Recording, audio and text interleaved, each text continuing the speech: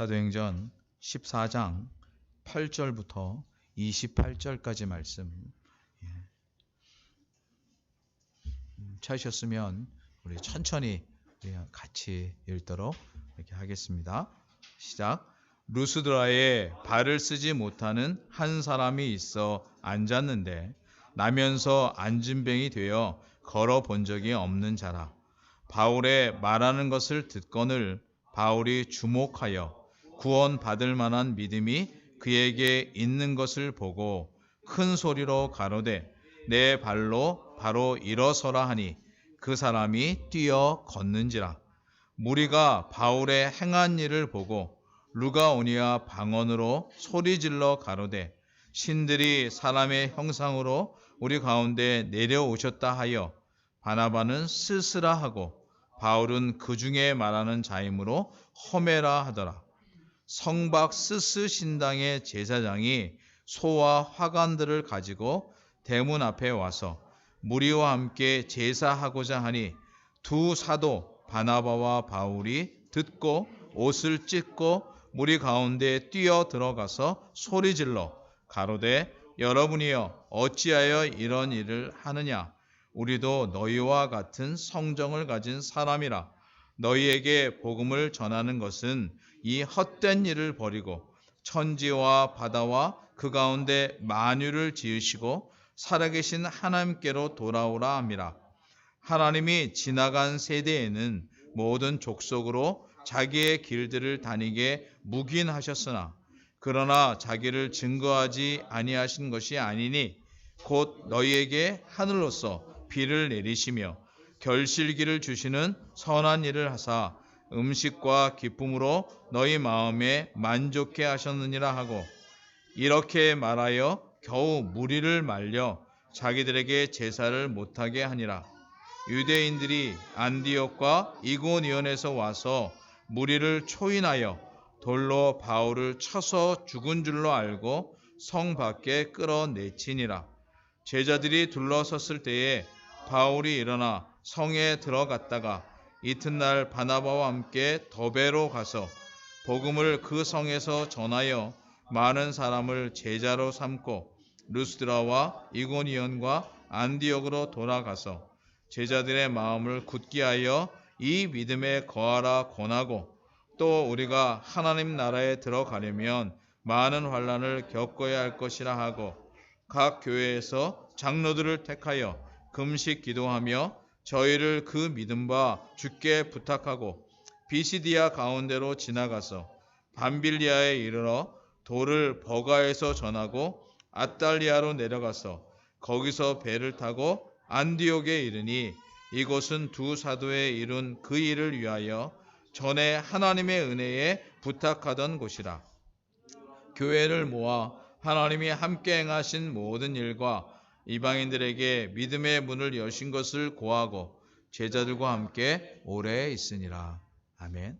이 시간 감춘 강사님 나오셔서 우리 어린이 설교를 해주시겠습니다.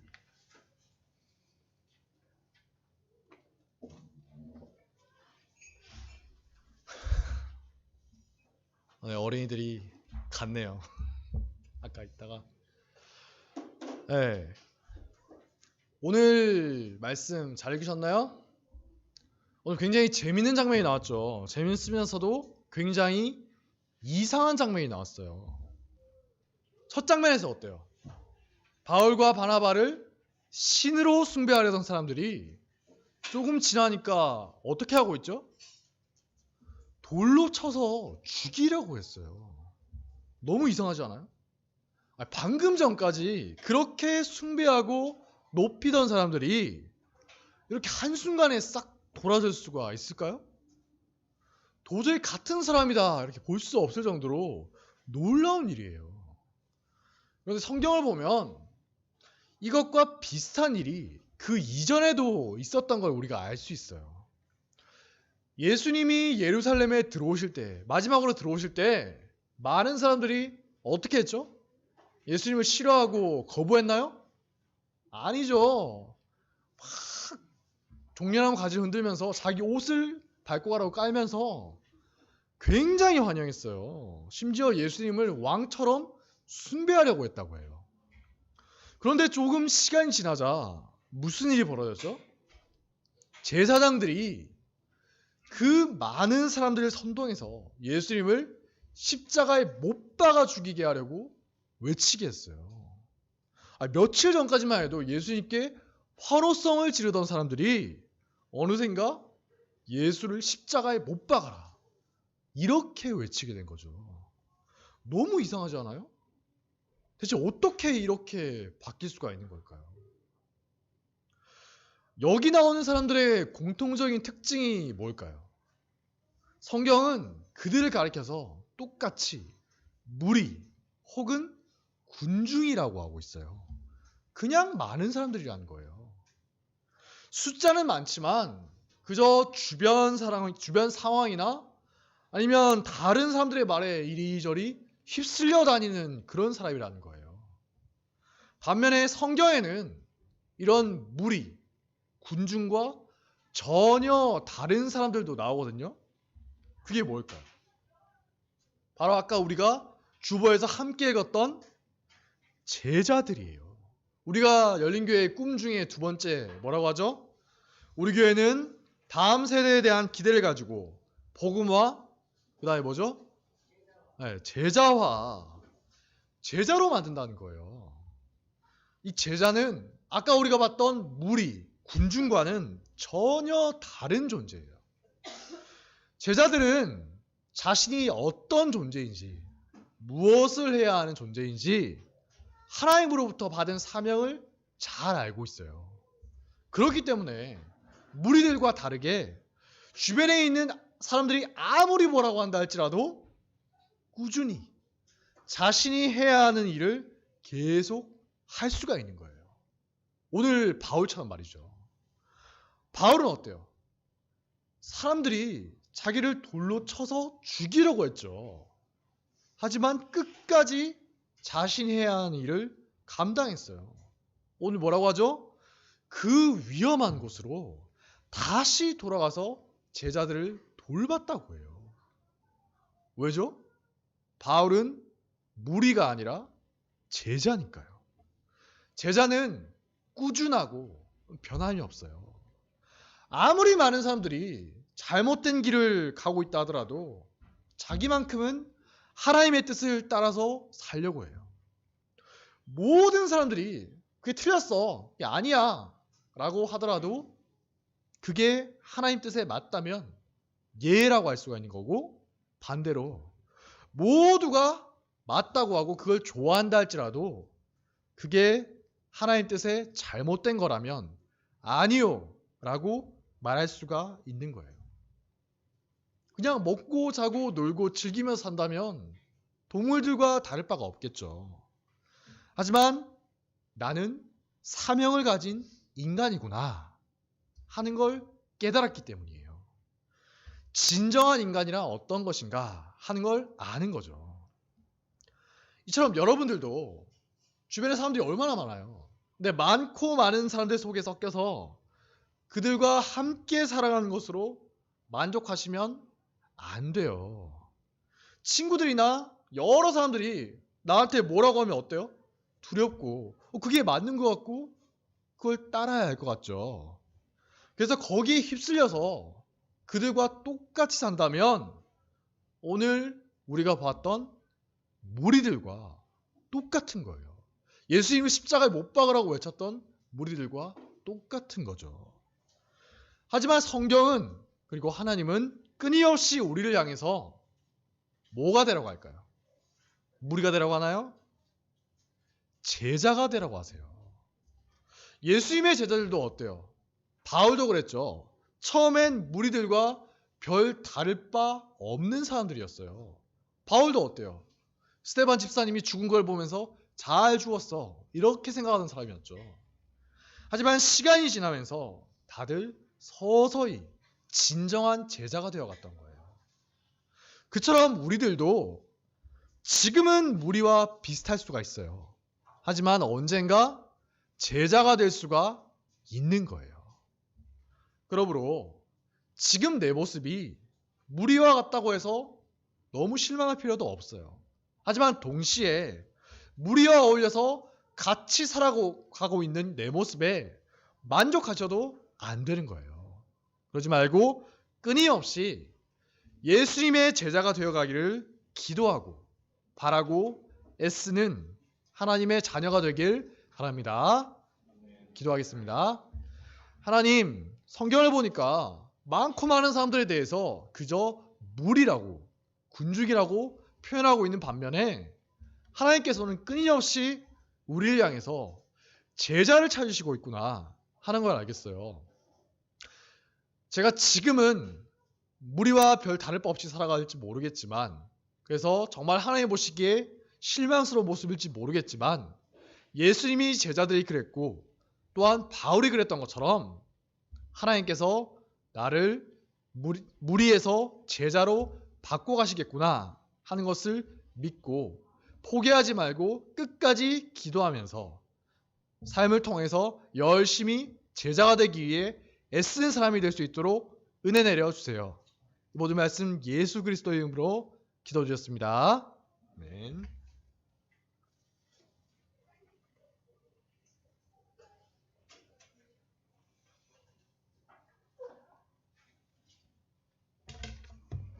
네, 우리 강사님은 10시에도 언행 설교하시고 2부 예배도 언행 설교하시니까 원숙함이 더한 것 같은데 예, 저는 잘 모르겠습니다. 아무튼 잠깐 기도하고 또 말씀 나누겠습니다. 하나님 아버지,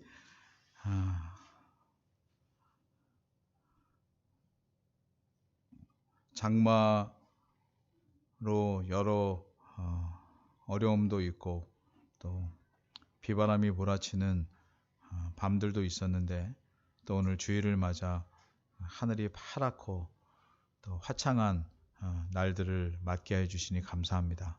우리 마음에 인생을 살아가는 것이 마치 폭풍 앞에 있는 것 같고 여러 비바람과 거친 폭우들이 몰아칠 때라도 주님 우리 곁에 계심을 믿고 의지하며 나아갈 때 주님 하늘이 파란 그러면 주님 안에서만 누리는 복된 날들을 맞게 하실 줄 믿습니다. 힘든 삶이 우리 가운데 있을지라도 주님의 주시는 위로와 영원한 소망을 더더욱 바라보는 저희의 신앙들 될 수 있도록 주님 도우시기를 원하옵고 예수님의 이름으로 기도하옵나이다. 아멘. 오늘은 저희가 살피는 말씀이 사도행전 14장 8절부터 28절까지입니다. 그리고 여기까지 살피는 것이 그냥 분류하면 사도행전이 1장부터 28장까지 있는데 딱 절반이기도 하고요.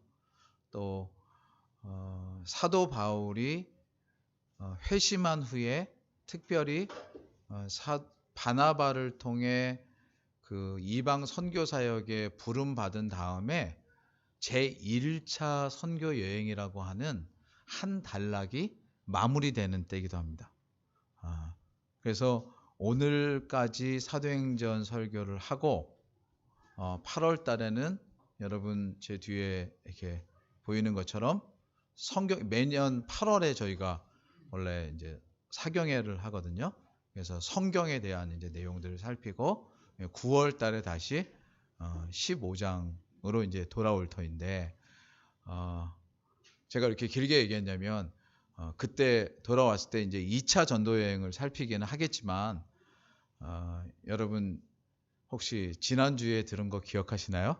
질문 예, 이 질문을 하기가 되게 어려워갖고 제가 이렇게 서론을 했는데 아무튼 지난주에 무슨 일이 있었냐면 바울이 사실은 복음을 전하는데 그 유대인들이 일어나서 사실은 바울을 너무나 괴롭게 했습니다.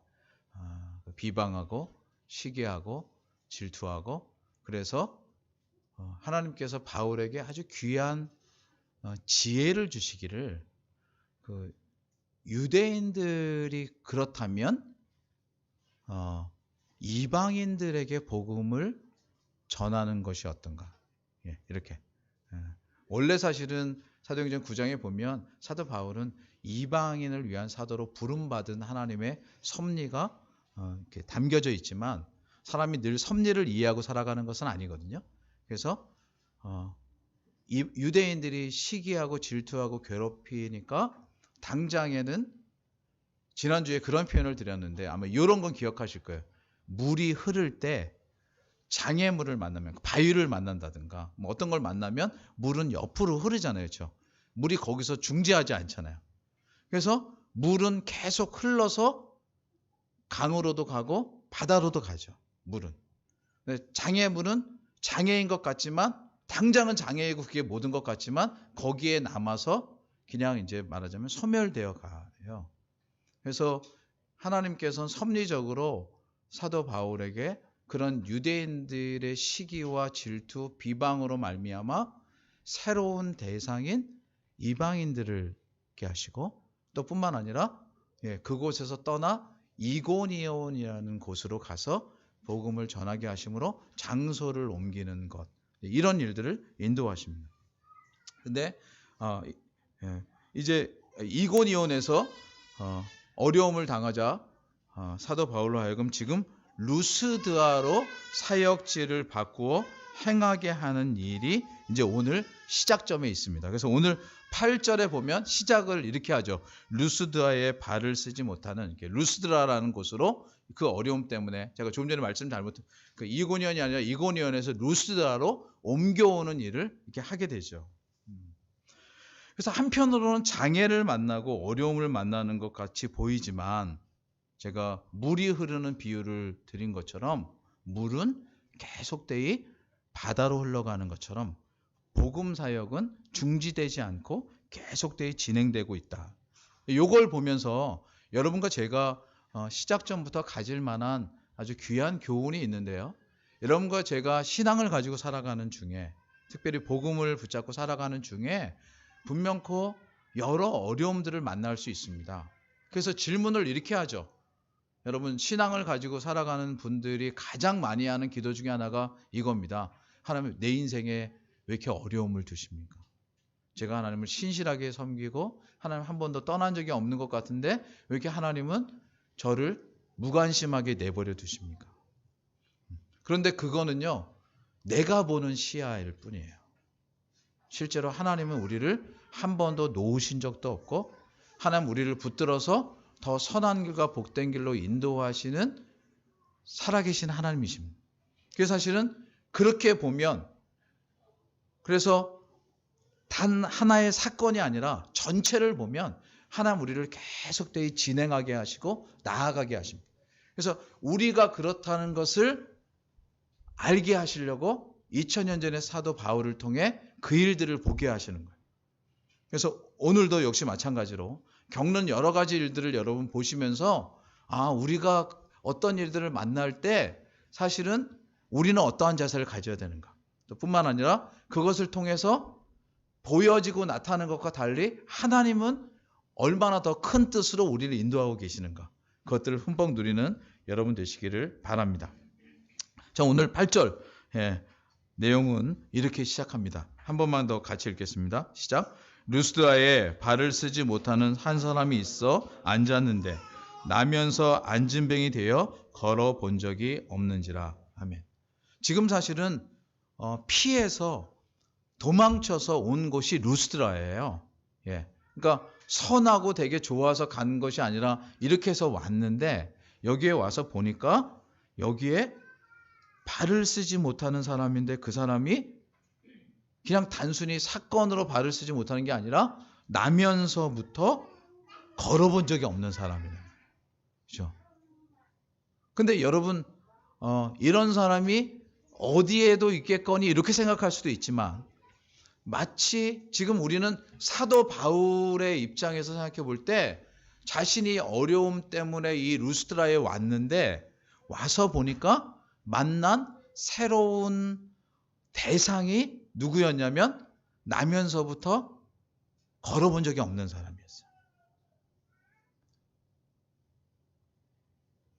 그러니 사실은 사도 바울로서는 하나님께서 만나게 하신 새로운 환경과 여건이라고 생각할 수 있고요. 또 그 나면서부터 걷지 못했던 사람의 입장에서 보면 자기는 나면서부터 걷지 못했어. 그러니까 그 말은 뭐냐면 자기에겐 그게 너무나 당연한 거야. 그렇죠? 당연한 거야. 그러니까 사람이 제일 어려운 게 뭐냐면 사고에 익숙함이거든요. 그러니까 그게 당연한 거야. 자기는 전혀 걸어보지 못했어. 그래서 그게 그냥 당연한 줄 알았는데 어느 날 그 마을에 바나바와 바울, 어쩌면 그 사람으로서는 누군지도 모르지만 그 사람이 왔고 그 사람이 전하는 복음을 듣고는 마음속에 이건 제 상상이에요. 지난주에도 말씀. 저 사람이 전하는 그 그리스도는 그가 그 전에 수많은 사람들을 고쳤고 안진뱅이를 고쳤던 것을 기억한다면 나를 고쳐줄 수도 있겠거니 이런 마음이 들었을 수 있죠. 그렇죠? 아니에요? 여러분 저는 뭐 어릴 때부터 또박또박 걸어서 지금 이런 건 관심 없습니다. 근데 혹 이 병을 다른 것으로 적용했다고 할 때 여러분 사람이 언제 가장 그 신앙이 자라고 그런지 아십니까? 인생이 절박할 때예요. 뒤집어 보면요. 여러분 인생 가운데 절박하고 어려운 일을 만날 때 그것을 어려움으로만 생각하지 마시고 하나님의 역사를 볼 수 있는 기회라고 생각하시면 참 좋겠어요.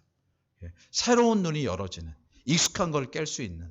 지금 이 내용이 그건데요. 그래서 이 사람의 입장에서는 자기는 그냥 익숙하게 이렇게 살아왔는데 어느 날 자기 마을에 루스드라에 온 사람이 이렇게 복음을 전하는 것을 듣고는 간절한 심령을 가졌다. 이건 제 상상이에요.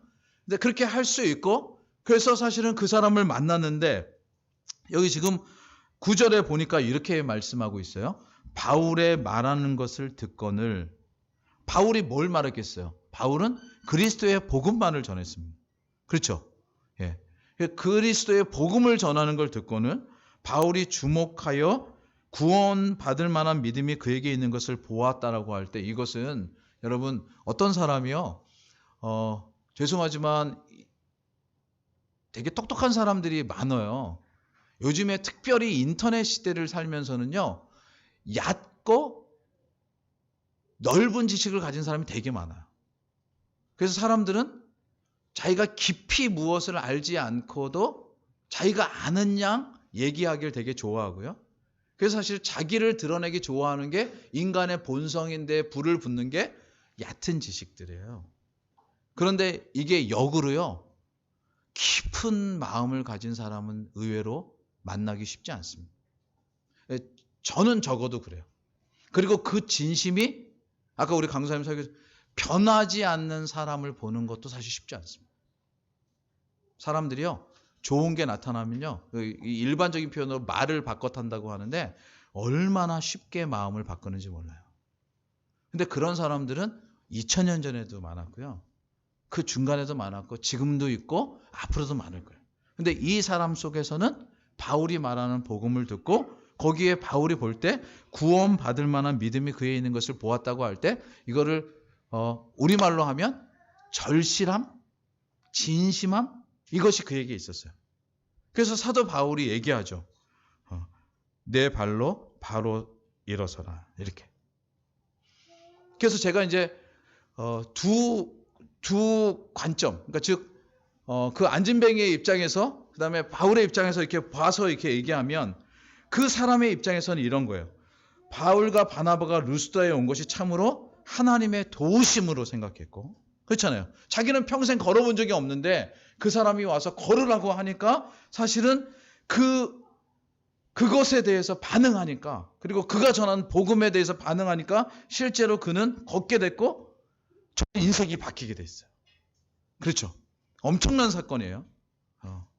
여러분에게도 저는 이렇게 분명히 이 대목에서 얘기하고 싶습니다. 여러분이 정말 신앙을요. 제가 자주 쓰는 표현은 교회 댕기는 수준으로만 여기지 마시고 하나님께 모든 것이 있고 그분에게 나는 것이 진정으로 모든 것이라는 믿음이 여러분 속에 가득할 때 이 세상은 알 수 없는 하나님의 역사가 여러분에게 있을 줄 믿습니다. 이거 정말 중요한 표현이에요. 근데 이 시대에 아까 제가 인터넷으로 대변하고 그 다음에 얕은 지식으로 대변하는 이런 것들을 그냥 따라서 살아가면요, 평생 교회를 댕겨도 교회 문턱은 밟을 수 있어도 하나님의 역사는 보지 못합니다. 그런데 진정한 하나님이 나의 모든 것이다. 근데 그게 삶 속에 나타나야죠. 삶 속에. 왜? 선택을 할 때 딱 나타나요. 돈 되는 것, 돈이 안 되는데 하나님이 함께 하시는 것. 그래서 선택을 할 때 나의 기준에 하나님이 나의 모든 것이라는 것이 닮아서 걸어가면 당장은 사람들이 반대해요. 너 바보 같다. 너 부족하지? 그러니까 너 실력도 없으니까 맨날 교회 가서 기도하지. 이게 세상이 늘 하는 표현이거든요. 그런데요, 그 사람이 뚜벅뚜벅 걸어가는 길은요, 처음에는 자기가 걷는 것 같지만 하나님이 그를 붙잡고 걸어가시는 것이 나타나요.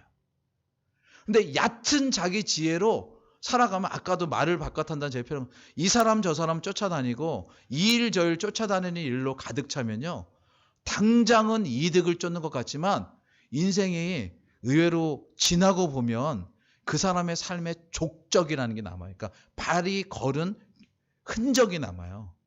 그래서 그 발이 걸어간 길이 꼬불통꼬불통하고 걸으면 나중에 목적지에 도달할 수가 없고, 그 사람을 통해서 나타나는 하나님의 일은 절대로 드러나지 않아요. 그런데 올곧게 걸을 때, 그러니까 이게 여기 표현이면 그 구원받을 만한 믿음이라고 하는, 하나님을 온전히 바라보고 믿는 그 믿음으로 섰을 때 하나님께서 그에게 은혜를 주시기를, 발로 서는 은혜를 주신 줄 믿습니다. 그리고 이것은 사도 바울로 하여금 또 큰 은혜를 끼치게 하는데요. 지금 사실은 유대인들 때문에 피신해서, 성경이 정직하게 얘기는 도망해서요. 성경 참 정직해요. 도망갔다, 우리 이거는 좀 수치스러운 표현 같잖아요. 그렇죠? 예. 사람이 적당히 피신하셨습니다.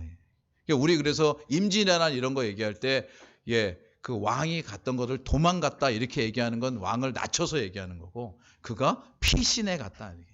예, 그렇게 피신해 간 게 아니라 실제로 도망했다라고 얘기하면서 사도 바울은 거기서 루스드라로 지금 왔는데 하나님의 인도하심이 그 속에 있기를, 뭐냐면 지금 이렇게 나면서부터 걷지 못했던 사람을 만나요.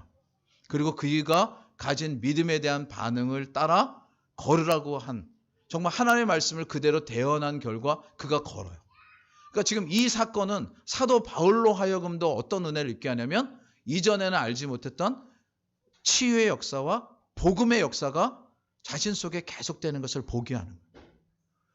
뭘 말씀드려요? 출발은 도망하고 피해서 왔는데, 이 루스드라에서 하나님께서는 두 당사자인 어릴 때부터 안진병이었던 사람에게도 치유의 역사를 허락하시고, 사도 바울로 하여금도 하나님께서 그와 함께 하셔서 나타나는 회복의 역사가 있게 하시는 거예요. 그래서 제가 여기 이렇게 썼어요.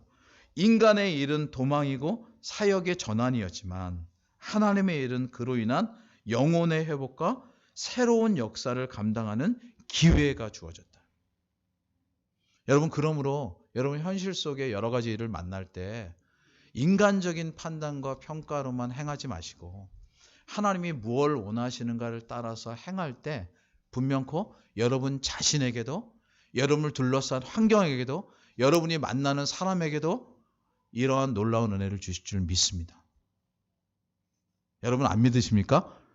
믿으십시오. 예.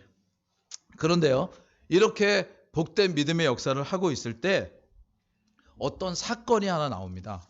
이 사건은 또한 당장에 보기에는, 아까 이제 강사님 어린이 설교에서처럼 당장에 보기에는 어떤 에피소드 같지만 이 안엔 인간에게 흐르는 동일한 본성적 욕구가 담겨 있습니다. 그게 뭐냐면 11절부터 13절까지인데요. 여러분 한 번만 같이 읽겠습니다. 시작.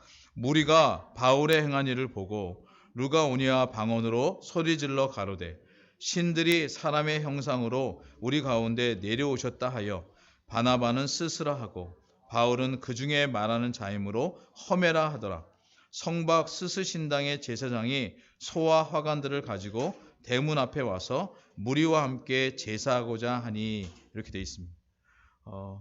여기 무리가 바울의 행한 일을 보고, 여기 아까 잘 들으셨죠, 그렇죠? 무리는 늘 뭐 요즘으로 얘기하면 스타, 그 다음에 좀 뭔가 유력한 사람 이런 게 뜨면 무척이나 강력하게 반응을 하고요. 거기에 대해서 자기들의 욕망을 투영하려고 합니다. 그래서 막 어떤 사람이 대단한 일을 하면 지지도가 막 오르고 이런 일이 정치에 많이 있죠. 그렇죠? 예. 그래서 수없이 많은 사람들이 반짝반짝 떠올랐다가 다 사라져 갑니다. 왜냐하면 신념과 사상이 정확하지 않으면요. 자기를 지탱할 힘이 없을 뿐더러 어떤 일을 맡으면 분명코 야트막한 것이 드러납니다. 사실은 지금 이 사건에서 뭘 보게 되냐면 사도 바울이 가지고 있던 하나님을 아는 참된 지식의 깊이가 어떠했는가를 보게 되는데요. 사람들이 지금 자기를 신적으로 추종해요. 여러분, 많은 사람들이 이런 일 앞에 딸까닥 넘어갑니다. 내가 대단한 사람이었어? 이렇게 발견하면서 실제로 거기에 가지만 이거는 무리가 생각해낸 자기 욕망의 투영이에요. 실제로 그 일에 넘어가기 쉬운데 여기 재밌는 게 뭐냐면 바나바는 스스라고 하고요. 바울은 허메라고 합니다. 아마 우리 지우나 유은이나 이렇게 아이들은 자라면서 그리스 로마 신화라는 책 이렇게 본 적이 있어요. 여기 보면 스스라고 지금 헬라어로 부르지만 이 스스는 말하자면 제우스라는 신이에요. 그래서 당시에 이미 그리스 로마 문화가 전체를 주관하고 있던 때라 실제로 그것이 사람들한테 가득했고 이게 단순히 신관, 그러니까 그리스 로마에 투영된 신관일 뿐만 아니라 이게 이 사람들의 사상이었어요. 그리고 허메는 여러분 헤르메스라고 혹시 들어보셨어요? 이 전령의 신 뭐 이렇게 해가지고 그 제우스의 말을 전하는 사람이다.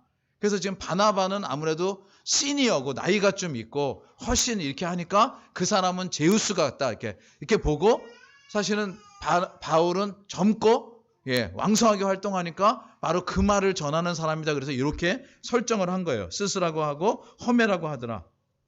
그런데 더 재미있는 게 뭐냐면 성박 스스 신당의 제사장이 이렇게 나오죠. 그렇죠? 성밖에 당시에는 이 제우스 신을 섬기던 그런 신당이 있었다는 거예요. 거기에 제사장이 제물과 화관을 가지고 와서 이 사람들한테 제사를 올리고자 하는 해프닝까지 벌어졌죠. 지금 보기엔 좀 어색하게 여겨질 수도 있지만 사실은 이런 모습이 재림주라고 하는 이단들에게도 흥황이 나타나고요. 저는 가끔 질문이 생겨요.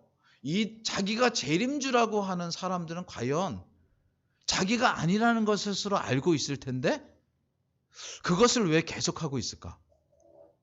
근데 한 가지 제가 내린 답은 이거예요. 주변 사람들이 계속 그렇게 얘기하면 자기는 스스로 아닌데 자기도 그런 줄 알아.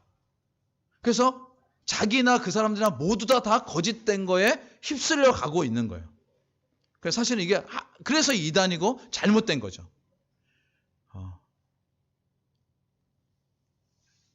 근데 이게 사실은 그저 종교에만 있느냐 아니면 아니에요. 앞에서 얘기한 것처럼 누군가의 능력 있는 사람이 이렇게 딱 뛰어나오면요. 사람들은 그 능력 있는 사람들을 붙잡고 싶어 해요. 그래서 의외로 거기에 줄을 서기도 하고 쫓아가기도 하고 그 사람들이 뭔가 하는 거에 나도 참여해서 거기로부터 얻어질 영광을 받아오고 싶은 마음들이 인간 욕망에 있어요. 그래서 사실은 이게 지금 당장 바울과 바나바가 그런 일을 행하자 나타난 반응이지만 이거는 2000년의 역사 그리고 우리 후에도 인간이 살아가는 속에는 계속 있는 우상적 관념의 모습이에요. 그래서 사실은 이게 사람을 꼴까닥하고 넘어지게 합니다. 당사자도 추종하는 사람도. 그래서 실제로 바울과 바나바가 이런 상황 속에 넘어질 수 있음에도 불구하고 사실 여기가 참 귀중한 대목인데요.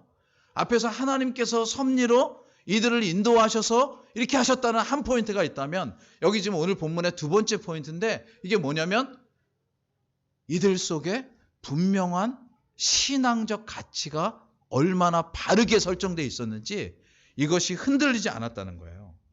바로 이 내용이 14절부터 나옵니다. 14절부터 18절까지 같이 읽겠습니다. 시작. 두 사도 바나바와 바울이 듣고 옷을 찢고 무리 가운데 뛰어 들어가서 소리질러 가로되 여러분이여 어찌하여 이런 일을 하느냐 우리도 너희와 같은 성정을 가진 사람이라 너에게 복음을 전하는 것은 이 헛된 일을 버리고 천지와 바다와 그 가운데 만유를 지으시고 살아계신 하나님께로 돌아오라 함이라. 하나님이 지나간 세대에는 모든 족속으로 자기의 길들을 다니게 묵인하셨으나 그러나 자기를 증거하지 아니하신 것이 아니니 곧 너희에게 하늘로서 비를 내리시며 결실기를 주시는 선한 일을 하사 음식과 기쁨으로 너희 마음에 만족해 하셨느니라 하고 이렇게 말하여 겨우 무리를 말려 자기들에게 제사를 못하게 하니라. 아멘. 사실은 바울이 지금 이렇게 얘기한 걸 여러분이 객관적으로 보니까 그냥 그렇구나 이렇게 싶겠지만요. 실제로 이게 어마어마한 일입니다. 앞에서도 계속 얘기한 것처럼 사람들은 자기를 누군가 추종하면 자기가 뭐가 된 줄 압니다. 그리고 역으로 그런 능력이 자꾸 사람들한테 먹히면 자기가 그 힘을 가지고 사람들을 짓누르려고 합니다. 이게 계속되이 인간들에게 나타나는 그런 정복욕이에요. 그래서 실제로 사람들이 추종하고 따르기 시작하면 자기 세력을 만들고요. 그걸로 자기가 뭔가 드러내려고 하는 게 인간적 본능이에요. 제가 이렇게 얘기하면 여러분 대강 정치나 아니면 심지어 여러분 다니는 회사, 학교, 사회에서 다 보여지는 현상이에요. 그래서 그게 권력화되고 그게 사실은 갑자기 자기들이 그것을 차지하려고 하는 게 당연한 것처럼 보이는데 근데 여기 지금 사도 바울은 특별히 자기가 그 권능을 행했음에도 불구하고 자기가 행한 권능은 오직 하나님께로부터 온 것임을 잊지 않았어요. 그래서 지금 여기 말하는 게 아주 중요한 모습입니다. 그래서 세 가지를 얘기하는데요. 먼저 첫 번째는 여기 15절에 바로 자기 자신들에 대해서 바울과 바나바가 이렇게 얘기합니다. 우리도 너희와 같은 성정을 가진 사람이라. 그러니까 우리 똑같은 인간이다. 전혀 그렇게 보지 마라. 이 말은 뭐예요? 하나님이 하신 일이라는 말을 하고 싶은 거잖아요. 두 번째, 그 다음으로 15절에 보면 이렇게 너희에게 복음을 전하는 것은 이 헛된 일을 버리고 천지와 바다와 그 가운데 만유를 지으시고 살아계신 하나님께로 돌아오라 함이라. 그 두 번째 중요한 것은 어떠한 현상이 나타나도 그것은 결코 사람에게 난 것이 아니라 하나님께 난 것이다. 여러분이 이것이 아까 재림주라고도 얘기했지만 많은 사실은 단체에서도 나타나는 거예요. 단체에서 무슨 이게 성과가 나면 사람들은 전부 다 리더의 성과로 봅니다. 그렇죠? 그래서 리더가 전체를 사실은 자기 일로 드러내려고 해요. 하지만 특별히 교회는 리더의 능력이 그것을 드러낸 것이 아니라 하나님께서 그에게 그 일을 맡기셔서 나타난 것이에요. 그래서 그 사람들을 바라보고 사람들을 섬기려고 하는 일을 사도 바울의 용어로 딱 하나로 정리하면 이거예요. 헛된 일이에요. 헛된 일. 도리어 바라볼 것은 복음인 줄 믿습니다. 세 번째, 그러므로 더 중요한 신관. 그러니까 이거를 지금으로 얘기하면 신지식이라고도 얘기하고요. 하나님에 대한 이해를 설명하는데 사도 바울은 더 많이 자기의 말을 담습니다. 그게 뭐냐면 여기에 천지와 바다와 그 가운데 만유를 지으시고, 즉 창조주 하나님. 두 번째, 살아계신 하나님. 지금도 살아 역사하시는 하나님. 하나님께서 이 일을 행하시고 지금 행하실 뿐만 아니라 이후에도 행하실 것이다. 제가 아까 그 이단에 대해서도 잠깐 얘기했지만 여기 지금 스스 신당의 제사장이 와서 바울과 바나바에게 신이라고 해서 제사를 지내려고 하는 것을 봤을 때 사실은 참 우스꽝스럽지만 뭘 생각할 수 있냐면 그 사람은 제사장이지만 실제로 말하자면 그 정말 신의 뜻을 알고 신을 아는 게 아니라 신이 지금 실제로 제우스나 헤르메스나 이런 그리스 로마의 신상은 거의 다 우상의 신관이거든요. 그러니까 우상은 뭐냐면 신들을 그리스 로마의 신화의 배경에는 이런 사상이 깔려 있어요. 인간이 얼마나 뛰어난 사람인가, 인간의 지성이 얼마나 뛰어난가. 그래서 기존에 가졌던 신들을 인간의 이해 속에 갖춤으로써 실제로 신들을 우스꽝스럽게 여기고, 그러므로 신들을 사실 자기의 마음을 투영할 대상으로는 삼되 인간이 모든 것을 다스린다는 사상이 그 안에 깔려 있어요. 그래서 사실은 여기에 제사장은 솔직히 얘기하자면요, 종교꾼이에요. 종교적인 일을 하면서 실제로 그것으로 살지만 믿는 진정한 신은 없는, 이게 참 허탄한 짓을 자기도 할 뿐만 아니라 남들에게도 권하는. 근데 사도 바울은 지금 분명하게 지금 뭘 보여주냐면, 자기가 신으로 여김을 받으면 훨씬 추앙받고 좋을 것을, 인간의 본능으로 보면, 그러나 그것은 분명코 허탄한 것이기에 그거보다 더 귀중한 하나님을 바르게 소개함으로써 사람들로 하여금 허탄하고 인간의 생각을 투영한 우상을 쫓는 짓을 하도록 내버려 두는 것이 아니라 참된 하나님께로 돌아오도록 하는 거예요. 이게 제일 중요했어요. 그래서 그 결과가 뭐냐면 18절 보니까 이렇게 돼 있어요. 이렇게 말하여 겨우 무리를 말려 자기들에게 제사를 못하게 하니라. 많은 인간들이라면 사실은 자기가 제사를 받고 추앙을 받고 존경을 받고 사실 권력을 취하고 하는 것을 따라가는 게 본성이에요. 여러분 죄송하지만 여러 종교 속에서도 이것이 얼마나 욕망적으로 투영되는지 몰라요. 근데 사도 바울은 그것을 딱 내려놓고 그것보다 더 귀중한 하나님께로 나아가도록 하는 거예요. 제가 이렇게까지 얘기하면 여러분 다 아실 거예요. 너무나 많이 봐왔던 인간 속에 있는 여러 가지 모습들. 그래서 사실은 사도 바울의 모습을 보면서 우리는 여기서 뭘 생각하게 되냐면, 인간적이고 본능적으로 향유하고 누릴 것을 포기하고 사람들로 하여금 온전히 주만 바라보게 하는 그의 사역이 참으로 귀하다. 뿐만 아니라 그렇게 계속되게 걸어가는 모습이 참으로 귀하다고 여겨진 게 우리에게만이 아니라 하나님께 사실은 그려왔기 때문에 하나님께서 2000년이 지난 지금도 그들의 사역을 귀하게 여기신다. 여러분 잘 생각해 보세요. 권력을 가지고 했던 사람들의 그 반짝거리는 그 시간들은요, 자기 대가 지나가면 금방 사라집니다. 그러나 하나님 앞에 바르게 드려진 신앙의 참됨은 그가 지나가도 결코 하나님은 지워지지 않게 하십니다. 기억되고 기억되고 기억되고. 지금 2000년 역사 속에 계속되게 그들의 삶을 기억할 수 있음을 생각한다면 하나님이 우리에게 원하시는 것이 뭔가를 우리는 배울 수 있습니다. 그것은 바로 사람들의 욕망을 쫓거나 본능을 쫓는 것이 아니라 정말 하나님이 원하시는 것을 따라가는 삶이 하나님이 기뻐하시는 삶입니다. 그것을 하나님은 분명코 기억하신다. 여러분 그것을 잊지 마시기를 바랍니다. 이제 세 번째로, 그러므로 사도 바울은 정말 이렇게 바르고 참되게 신앙을 가졌는데 정말 예기치 않았던 어려움이 이들 속에 닥칩니다. 그게 뭐냐면 19절입니다. 19절 같이 읽어보겠습니다. 시작. 유대인이 안디옥과 이고니온에서 와서 무리를 초인하여 돌로 바울을 쳐서 죽은 줄로 알고 성 밖에 끌어내치니라.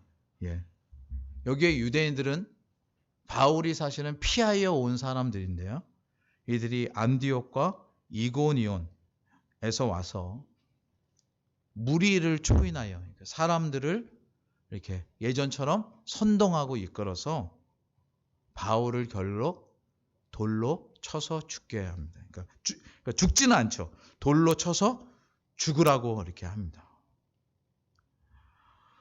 바울은 하나님 앞에서 바르게 살았는데, 즉 바울은 자신을 신으로 삼겠다는 무리들에게 교훈하여 그렇지 않게 하였는데, 실제로 유대인들은 바울을 쫓아와서 모함하고 힐난하여 돌로 쳐 죽이려고 했고, 얼마나 과격하게 폭력을 행하였든지 죽은 줄 알고 성 밖에 내다버리는 이런 일을 겪습니다.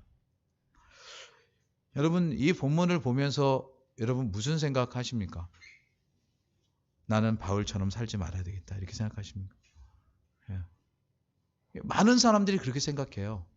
솔직히. 왜?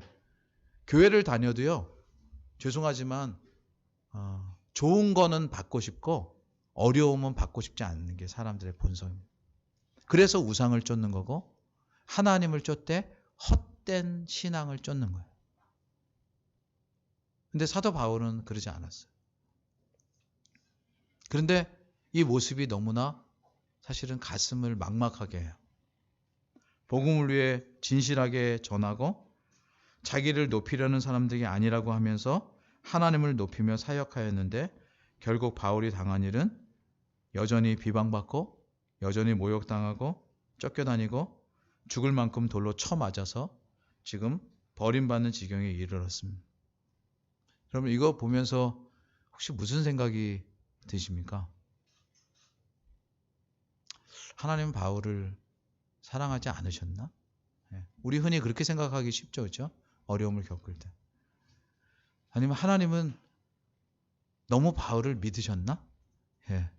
그러니까 내 버려둬도 알아서 하겠거니? 잘 모르겠습니다. 혹 이제 바울에 대해서 생각할 때 이걸 객관적으로 보는 입장도 있을 수 있고, 또 저는 이제 사역자로선 같은 사역자의 마음을 가지고 주관적으로 보는 관점도 있습니다. 제가 설교를 준비하면서 그게 되게 힘들었어요. 주관적으로 볼 것인가, 객관적으로 볼 것인가. 근데 설교를 계속 준비하면서는 저도 모르게 사실은 감정이입이 여기에 되더라고요. 그러니까 말하자면 여러분 영화나 이런 거 볼 때 막 감정이입이 내가 주인공이 된 것 같은 이런 느낌이 들 때 있죠, 그렇죠? 사실은 말하자면 드라마도 좋은 드라마는 그런 것처럼 성경도 참 정말로 좋은 말씀이에요. 그러니까 이걸 보면서 마치 제가 바울 같은 느낌이 들었어요. 헤어나 보려고 했는데 헤어나지 못했어요. 그래서 좀 죄송하지만 그냥 있는 대로 이 내용을 이렇게 보고 여러분에게 전합니다. 다음에 헤어나서 좀 객관적으로 보면 그때 또 이 본문을 다시 전할 수 있기를 바랍니다만, 여기 보면 정말 하나님이 사랑하시지 않는가, 당신의 종을 왜 이렇게 내버려 두시는가, 이해가 안 된 대목입니다. 그래서 설교 원고를 작성하는데 제가 저보다 어르신들 계신데 죄송하지만 이제 갱년기도 돼서 그런지 눈물이 앞을 가리고 사실은 설교를 작성하다가 두고 한참을 울었습니다. 제가 마치 그 돌에 맞아서 온몸이 아픈 것 같은 느낌을 가졌어요.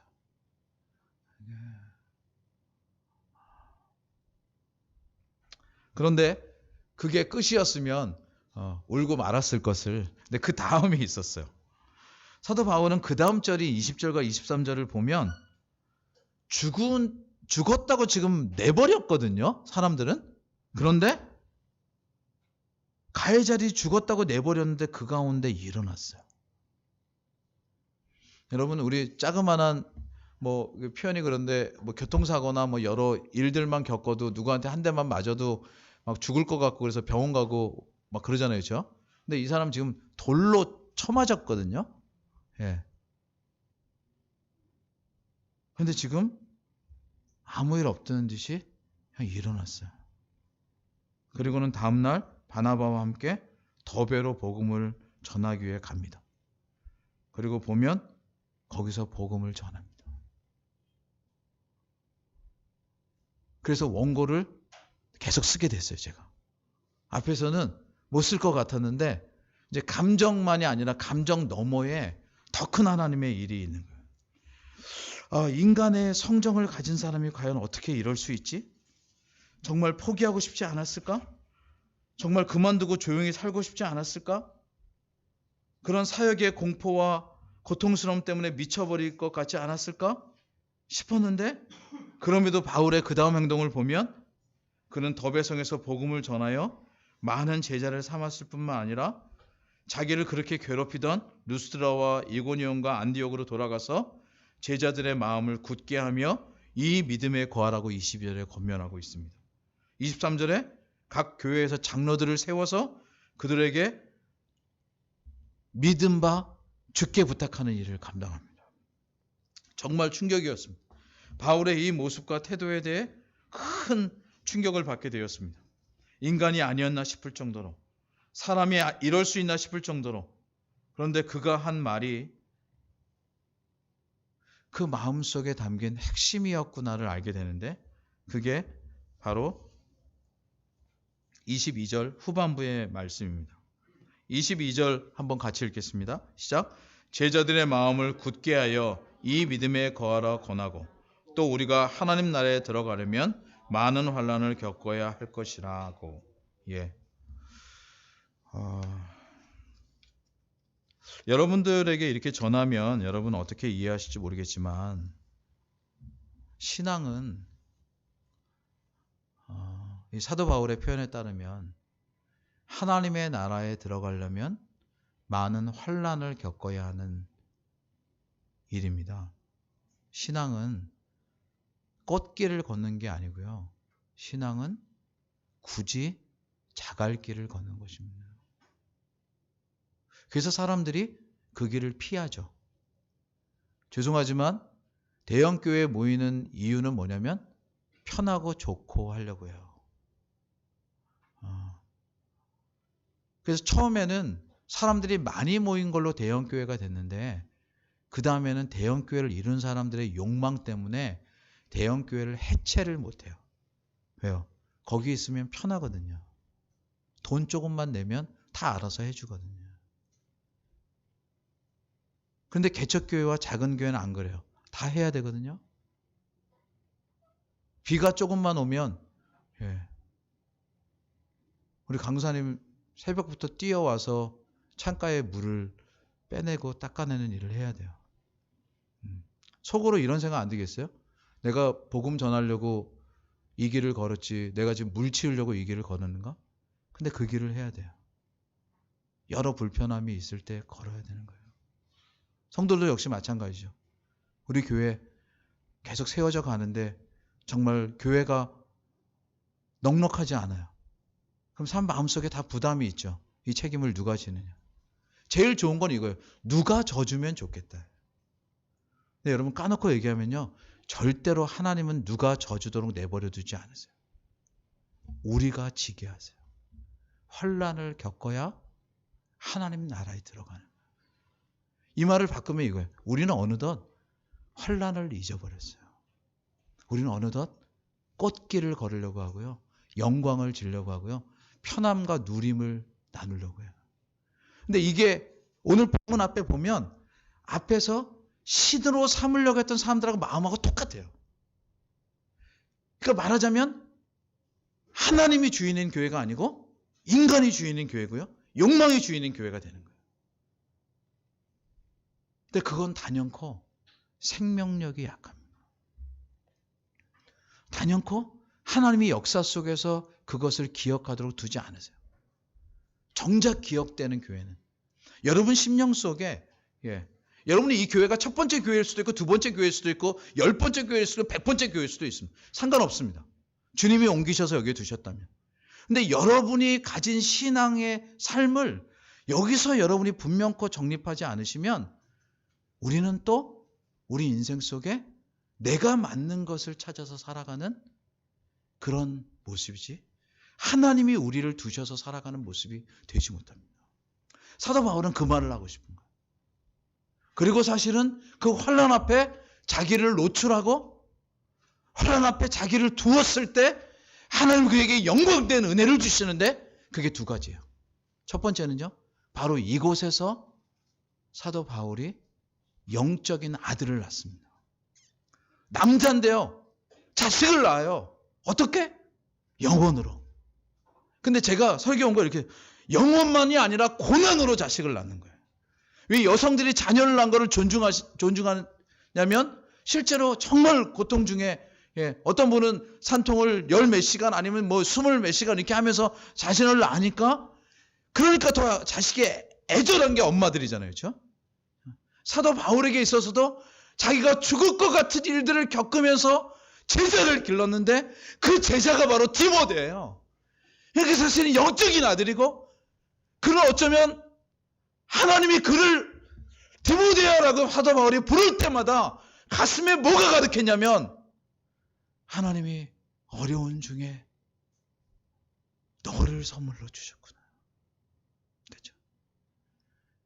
여러분 어려움을 겪고 여러분 힘듦을 겪고 나의 벅참을 넘어서지 않으면 절대로 여러분의 신앙의 열매를 볼 수가 없습니다. 특별히 하나님의 열매를. 그냥 문턱만 디디는 거예요. 수없는 사람이 문턱을 디딥니다. 수없는 사람이 수없이 많은 일들을 하지만 그러나 하나님의 열매를 보지 못합니다. 이유가 뭐냐면 바로 이 고난에 들어가지 못합니다. 두 번째로 이런 시기를 거쳤기 때문에 사도 바울은 이후에 안디옥으로 돌아가서 거기서 아주 귀중한 저서를 남깁니다. 갈라디아에 보내는 편지라고 하는 갈라디아서가 그것입니다. 지금도 갈라디아서는 2000년이 지나도 복음의 정수를 담아내고 있습니다. 로마서, 갈라디아서. 말씀을 맺겠습니다. 바울은 그렇게 힘든 시간을 보내면서도 복음 전하기를 포기하지 않았고 이제 안디옥으로 귀환하는 내용이 24절부터 28절까지 있습니다. 안디옥 교회로 돌아온 바울은 교회 앞에서 하나님께서 자신들에게 행하신 모든 일을 고하는 시간을 가졌습니다. 일반적으로 말하면 선교사가 하는 선교 보고와 같다고 하겠습니다. 그러면서 유대인들이 아닌 이방인들에게 복음을 전하면서 가졌던 기쁨을 이제 전하였습니다. 얼마나 감격스러운 자리였을까? 여러분은 인생을 언제 정도 정리하실 생각입니까? 젊은 분들에겐 어떤지 모르겠지만 우리 모두에게는 언젠가 다 인생을 정리할 시기가 옵니다. 불현듯 하나님의 부르심을 입을 수도 있겠지만 어느 나이 땐가 가면 내 인생을 돌아볼 나이가 분명코 있습니다. 일반적으로 뭐 그거를 은퇴라고 얘기도 하고요. 아니면 은퇴랑 상관없이 일은 계속하더라도 인생을 돌아보는 시기가 꼭 있습니다. 저는 작년과 올해 제 인생을 정말 많이 돌아봤고 지금도 그것을 돌아보는 중에 있습니다. 그러면서 아까 제가 주관적으로 사도 바울을 보았다고 했던 것처럼 사실 사도 바울을 지금 보면서 참 이 자리가 감격스러울 것이라고 생각합니다. 왜냐하면 과정이 정말 고난과 비난과 어려움과 죽음이 가득했던 길이요. 그럼에도 불구하고 하나님께서 그를 지키셔서 피할 길을 내셨고 생명을 주셨으며 이제 파송교회인 안디옥 교회에 돌아와 그런 얘기를 할 수 있었기 때문에 얼마나 복된지 모릅니다. 그러면서 마지막 절인 28절. 여러분 28절 함께 읽겠습니다. 시작. 제자들과 함께 오래 있으니라. 참 감동적인 표현입니다. 어쩌면 바울이 그토록 어려운 제1차 전도 여행의 상급은 이렇게 사역을 마치고 와서 그간 길러낸 영적인 제자들과 함께하는 시간이었을 것입니다. 제자들이 뭐죠? 아까 우리 어린이서 얘기 들었죠. 무리들과 달리 피하여 가지 않고 당장의 시간을 자기 입장에서 갖지 않고 진짜 그 정신을 이어간 사람들. 그들과 함께한. 저는 여러분의 삶 가운데도 여러분이 올곧게 한 길을 걸을 때 신앙의 모습을 가질 때 여러분들에게 육체를 따라서 자녀들을 주시기도 하지만 또 소망하기는 그렇게 믿음의 동역자들이요 여러분의 믿음을 보고 자라나는 제자들을 주실 줄 믿습니다.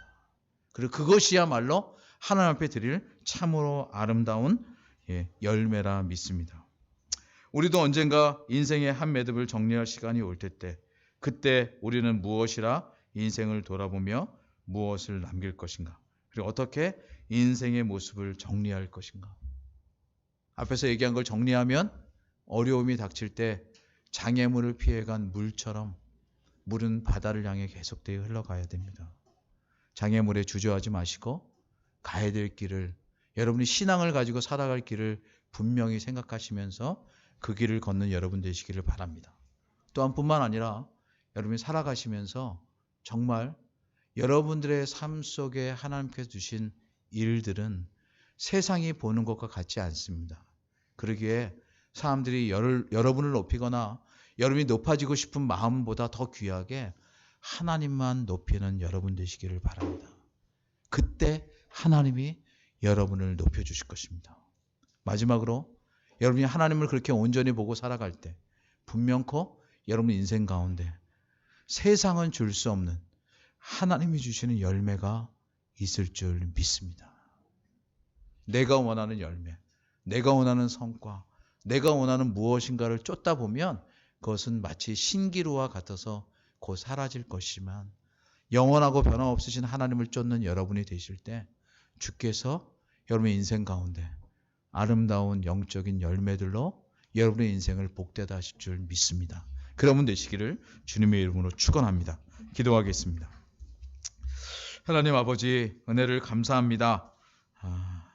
코로나로 어려운 이때 저희가 또 두 번에 나누어서 예배를 함께 드리며 아무리 바이러스가 우리를 어렵게 하여도 하나님 향한 우리의 마음이 빼앗길 수 없음을 고백하게 하시니 감사합니다. 오늘 주님, 저희 마음을 받으시고 저희로 주님만 온전히 붙잡고 주님 부르신 날까지 살아가는 저희들 되게 하여 주옵소서. 인생 가운데 수많은 어려움들이 닥칠 때 혹이나 하나님이 어디 계시나, 왜 나에게 이러하시나, 이런 과정을 거칠지라도 그 과정이 우리로 아름다운 진주를 맺는 시간과 하나님께서 우리를 붙잡고 가시는 시간인 줄 믿사와 포기하지 말게 하시고 내려놓지 말게 하시고 이후에 그 과정을 다 지나 주님 우리에게 맺히실 열매를 기대하는 저희 인생들 되도록 주님 붙잡아 주시옵소서. 소망하옵고 예수님의 이름으로 기도하옵나이다. 아멘.